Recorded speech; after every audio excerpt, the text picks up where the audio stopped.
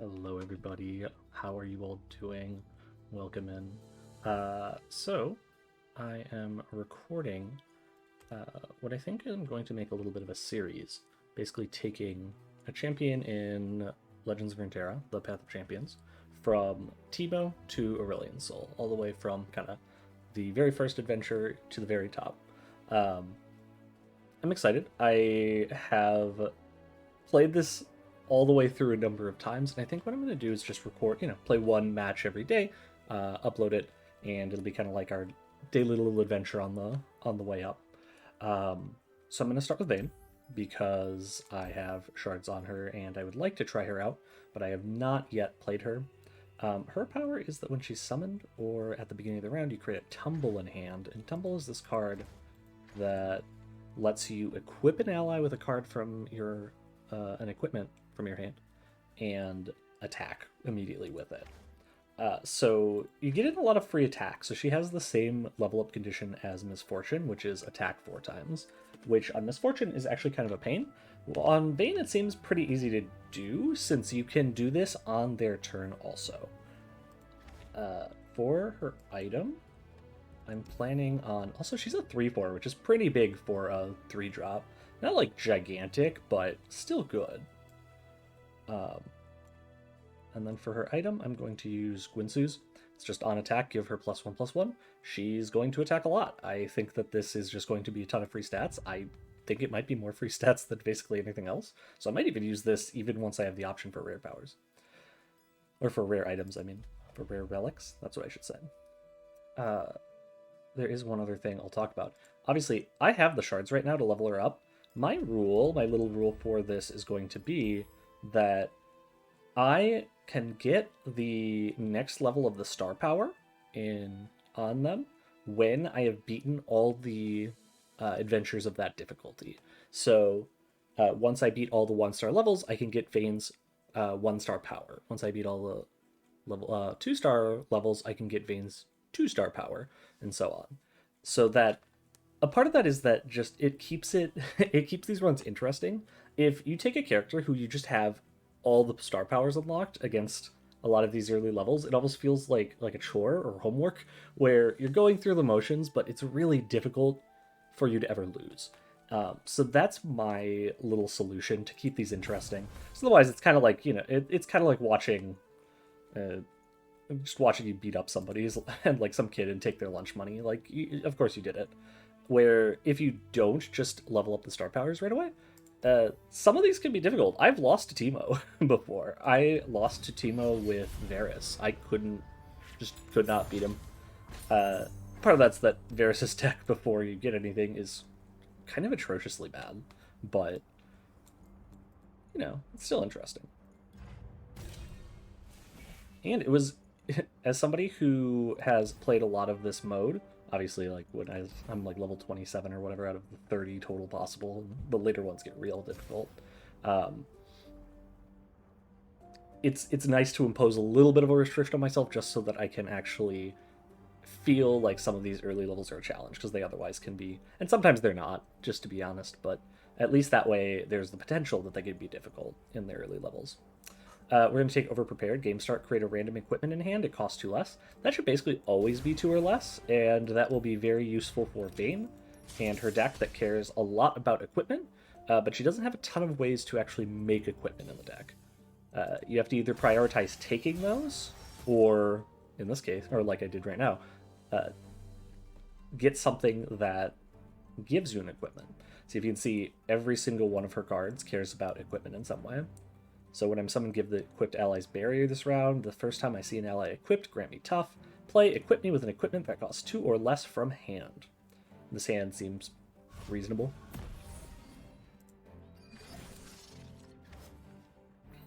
So we got the Darkened Halberd. It's +2/+2 to play me kill an ally. Well, that is less than ideal. But we will have to figure out how to play that, I guess, because that's kind of the ally we got. Also, we're unlikely to have this level be much of a challenge. They start out with no mana, and they don't do a lot. Most of their deck, because it's called Boom Baboon, is literally just ways to discard cards and draw cards and such. So they can play this, Flame Chompers. So In theory, I wonder actually. I wonder if this gets around the play condition. Maybe we don't have to kill this at all. Let's find out. I actually don't know how that works with Vayne. Let's find out what we're gonna care about. Oh, if an ally died this round, I cost 2 less. Oh, that's nice. Play, equip me with an equipment that costs 2 or less from hand. All right, I guess we can find out right now. Doggo, do we have to kill you to play you? Nope, that was pretty good. So we just made a 4/5. I'm into it. I am not mad. So we're gonna play a Vayne. We make this tumble. It doesn't do a whole lot right now because we can't play it. We have no mana. But when next round it'll cost 2. Isn't too bad. We can attack. Vayne turns into a 4/5 because of that Rage Blade. And we smash him. Also, just realized Vayne doesn't have quick attack, which is one of those things that, like, it's very often used in League of Legends as quick attack on champions, especially AD carries like Vayne. And so it's almost a little surprising whenever I don't see it, you know? So we can attack with Vayne, which that's kind of part of our goal. We can also just play this Elkin thing. And that way if they attack and like drag an ally, then we can still block. I'll just throw the... Oh. Again, we don't have first strike. I keep forgetting that. So we're going to have a tough time attacking into this thing, this 4/3, because Vayne will just... No, Vayne will actually become... Well, now Vayne will become a 5/4. Maybe that was a mistake. Regardless. Not much for pets, but this one is fine. I guess we could just attack with something that we don't care about, like this. I've never played this deck before. I know Nathan has really liked it, but I don't really know what it does. Like, I just knew that Tumble gave you free attacks, right? But I've never played this deck. That's why it's level 1. Part of it was because I knew I wanted to record this. Oh, hey, an equipment. That's odd. I mean, we just win, so it doesn't matter. But unless they have some way to make instant speed blockers, which sometimes I think this one does. But, cool. Expertly done. Now to root out the next fiend. Like, were these really fiends, Vayne? Like, those were some flame chompers and a monkey. Calm down. Vayne's so serious. Once you've equipped an ally this round, grant me Scout. Alright. Seems like we'll be able to do that pretty easily. We go over here, we pick our support champion. Who do we get? We can have, we'll just take Poppy. Poppy's like kind of a similar idea to Vayne, where we just want to attack. We have Scribe of Sorrows or Slot Bot. So this gives us rerolls, and this gives us like powers that are like not great. They're just a start of game or first turn effect, but they're okay. And if you just have money, they're not bad to buy, because it's like start of the match. You get an extra mana, or for like the first turn, or start of the match. I know this card. This card's good. Ally and an ally and an enemy strike each other, or an equipped ally strikes an enemy and then it's unequipped, so you put the equipment back in your hand. That actually is pretty useful, especially because like Tumble's just going to put it back into play anyway. I think I'm going to get rid of this thing. This thing doesn't seem that exciting to me. I kind of want to have... I just want to play Fish Fight. It's probably not good. This Vayne's spell. I think it's like Condemn or something. An ally strikes an enemy. If you've attacked 2+ time this round, I cost 5. Oh, well, that's a lot. Okay. I mean, so I get the joke here. I get the shtick. Just take the... I tend to like health, weirdly. Like, sometimes you want power, but like on quick attack things, but a lot of times you just want your things to survive. So they can fight for you. Oh no. When one of the player's units dies, put a poison puff cap. Yeah, sure. So we'll play this. We'll put our equipment on there again. We'll be happy with it. Rude. Rude. Okay. Took 1 damage because the top card happened to have that pup cap. Swift death. So this is the Darken equipment that gives the supported ally +1/+1, so we get to pump up Vayne. And then they pump again. Not bad. So as I record this, it's right after I finished up playing the Dead by Daylight tournament, the North American Community Cup. It was a lot of fun. It's good after not really having like a competitive thing I played for a while. It was really fun having getting to play competitive, competitive. I don't know, in a competitive environment, but maybe that's the best way to say it. So I'm gonna use this fish fight. We're going to use this to strike their clump of wumps. And then we can use the tumble to do a free attack with Vayne and move the equipment onto her.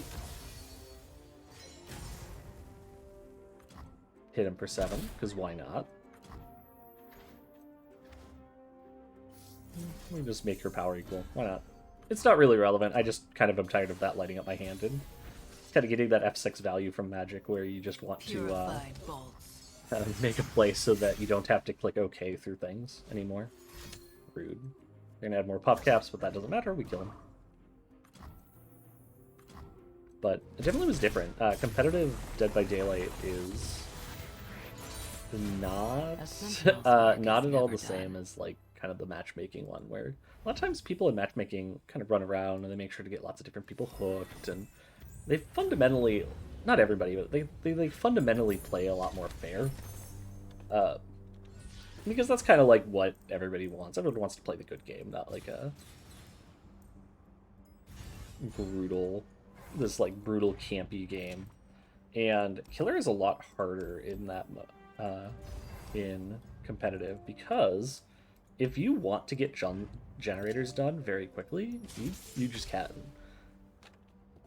Like the games, one of the games, because I broke apart the whole VOD of recording into just the games I actually played. One of the games was done in something like 7 minutes. From start to finish. It's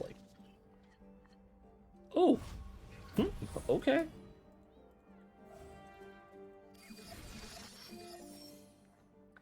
What's this? I cost 2 less if we hit them? That's not bad. Oh, and we start with all this mana because I bought... I was kind of talking during it, but I bought 2 of the round 1 get a temporary mana gem powers, which, if you're just starting the vote, you won't be able to do that because you won't have that much money, but you might be able to buy one of them, and it is still good. Just because of... Spare the guiltless and punish the wicked. Where did you run off to? Are you wounded? I didn't know those interacted. You talk to the deer? That's funny. But yeah, just you won't have as much money because the mode gives you more money over time, essentially. Quest will be over quicker and you can fry a ferret. I'm gonna attack like this. This card's actually pretty good with all these because it gives all of your allies with power less than or equal to it quick attack when you attack. So it made everything work very favorably for us there. So we're gonna put our now free equipment onto Old Man Yordle here. I'm on it.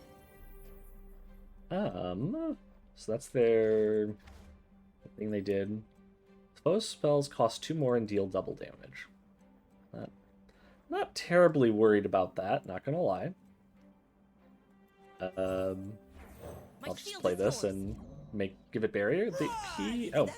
Usually the AI won't attack if you have barrier. There's lots of little quirky things about the AI that you kind of just pick up on, and sometimes they even break these things that you find are hard and fast rules like that. A lot of times they just don't, though, and you can kind of use that to your advantage if you know. Oh, deal 2 to an enemy and 4 to the Nexus. What? Press on. Okay, casually taking 4 or whatever. I cannot tumble. Demons walk among us, masquerading as men. But we can use this to get another free attack in. How can I help? Although, I don't know that that doesn't actually do anything currently. I can use an ally and an enemy strike each other? I guess I could make the same play from earlier, because an equipped ally strikes without actually losing anything. We'll commit. just get this blocker out of the way and see if we can't just get a free hit in now before they can defend. We'll choose Vayne just because Vayne will get that +1/+1 also anyway.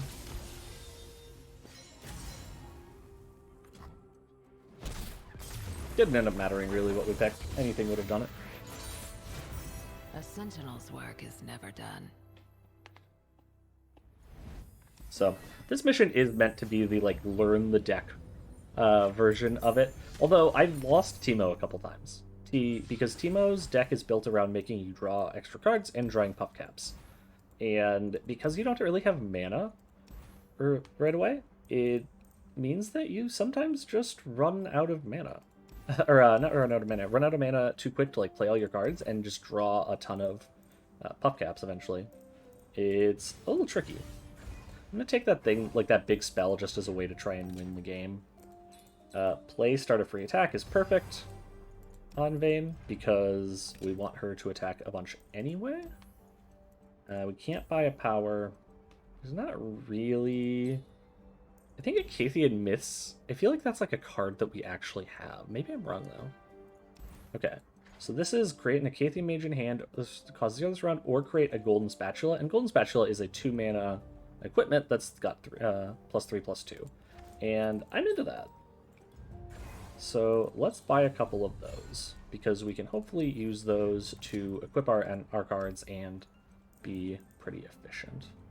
You know, maybe I should just get rid of this, actually. Now I'm thinking about it. We can cut the card, or I can just heal. Because we're at 15. 15 is a low life, is like weirdly a low life total against Puffcap decks. But like drawing these sorts of cards early is pretty brutal. But it is a way to win. So let's go with the heal and we'll just attack.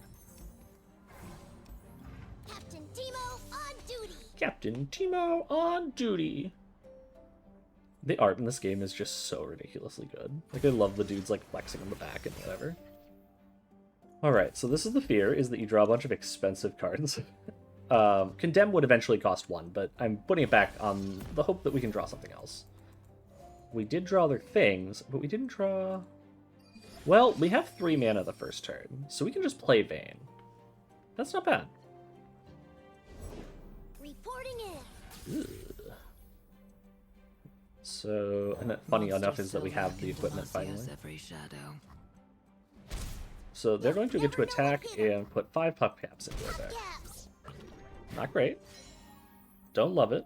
We can deal 1 to the Nexus to give Vayne +2/+0. But I think we'll wait to do that until after we play Steadfast Elkin.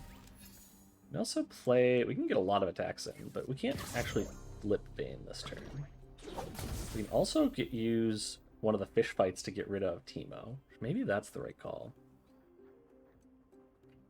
Swift death. First, I think I'm going to attack. Okay, so they chose to block. The reason I attacked first was to see would the computer block, because that would influence whether we kill Teemo or not, but then the computer played Teemo. What do we do with that information? I mean, we can tumble. We're short on actually flipping her until next round, though, which will still cost 3, which I guess I'm not as interested in that. Let's just have them strike each other. I do not want Teemo to get a bunch of shrooms into our deck, because they have this card here that's making us draw an extra card every turn, and that's pretty rough. I also am going to hold off on equipping this, just because, even though I'm probably going to put it on Vayne, it is... We get around the dealing 1 to ourselves if we wait. So we have another Condemn in hand, which is good. I think if we do this... They will block, and then we don't really have to worry about things attacking us.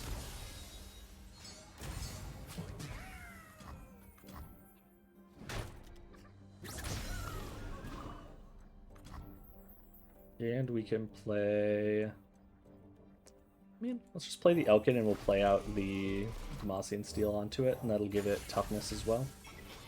Which is pretty good.